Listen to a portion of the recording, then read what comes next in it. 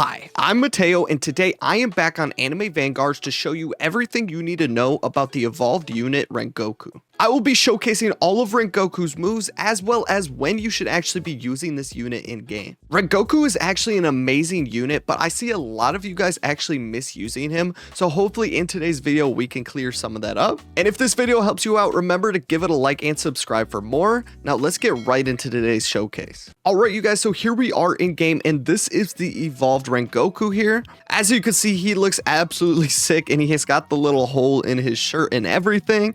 Really quickly, I'm just going to show you how you can actually get this character. Now, in order to get the base version of Rengoku, you're actually going to have to head over here into the raids and go to Act 4. And when you finish Act 4, you actually have a 1% chance every single time to get Rengoku. Now, on top of that 1% chance, you also have a chance at getting him shiny. I believe the chance of getting him shiny is like a 1.5 to 3% chance on top of that 1% chance of getting him in the first place. Now, we were told that Rengoku is going to be a limited time character, but I'm not sure if he's going to be limited after this update 1 comes out, hopefully by the end of this week. So if you are watching this before update 1 comes out, I would definitely make sure you go ahead and grind for him just in case they actually remove this raid from the game. Now, on top of that, in order to actually evolve him, you're going to have to do those levels and get a bunch of these spider webs in order to buy Slayer's Cape. Once you buy Slayer's Cape, you can actually just go ahead and evolve him over there in the evolve area. Upon evolving him, he also does have a cosmetic, so if we equip it,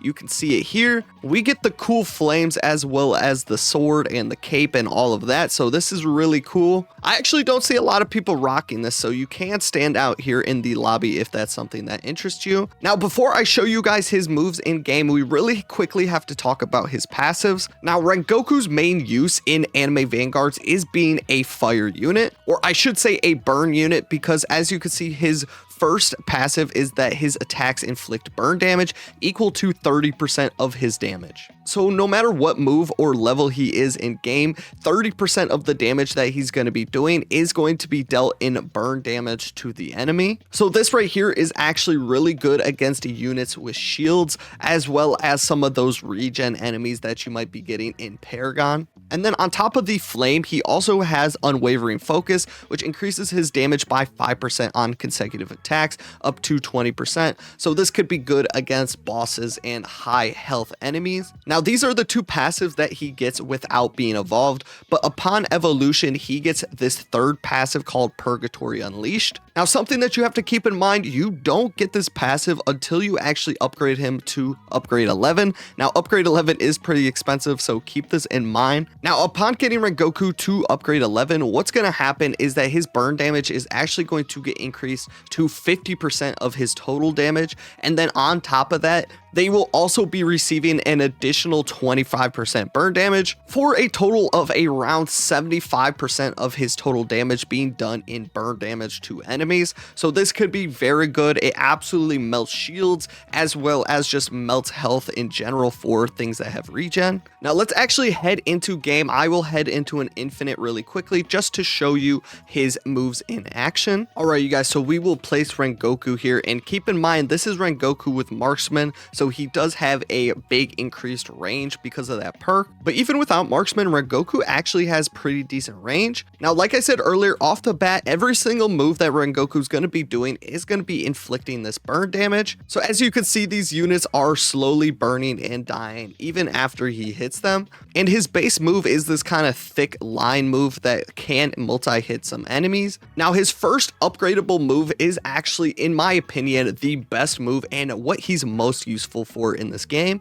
If we give him the upgrade Rising Scorching Sun, this is going to give him a cone AoE damaging move. Now, let me tell you guys, this move absolutely shreds through groups of enemies like this, especially if they do have stacked shields, like in Paragon mode, for example. I actually really enjoy using Rengoku because of Paragon, especially with Thrice and the shield upgrades. So most of the time when I'm actually using Rengoku in game, it's up to upgrade 5 here before he gets his next move, because this gives him the most amount of damage and allows him to have this cone AoE move, which absolutely shreds through groups of enemies. And personally, I actually use him over Chai-In just because of the burn damage and cone move that he has. Obviously, Chai-In's multi-hit move is is much bigger and can hit so many more enemies than Rengoku here. But the difference is Rengoku has that crazy burn damage that actually shreds through things like shields, which is so important when you are playing Paragon. But we'll move on and upgrade him to his third move now called Blazing Universe.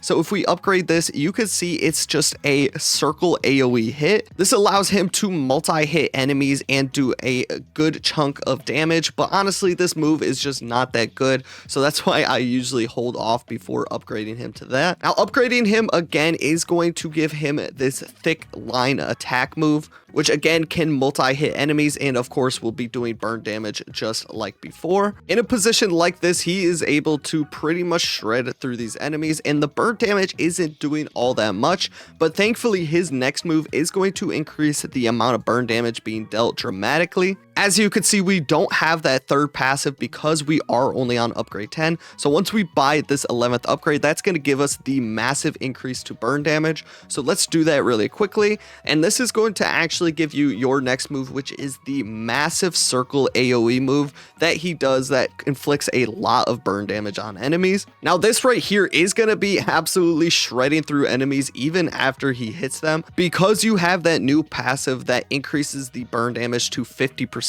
of your total damage, and then on top of that increases the amount of burn damage they take by 25%. So this is good, and it's very important that you keep giving him that last upgrade because that is going to increase the amount of burn damage that these enemies are taking. Now personally, if you are just trying to use him, I would use him with that last move and then place the two other placements you have of him and then upgrade it to the Rising Scorching Sun, because this is going to allow him to multi-hit all of those extra enemies. So if I go over here and actually turn this Rengoku to last and then turn the hard hitting one into the strongest, even though these enemies have a ton of HP, that burn damage is absolutely ripping through them. Now overall, like I said, Rengoku is very useful for his burn damage and massive just raw damage stat. That coupled with his second move, which is this cone AoE move, is so good for absolutely ripping through groups of enemies. Now in a case like this, I think Chain would actually be better for this situation. But for example, if all of these units here had 4 to 5 plus shields,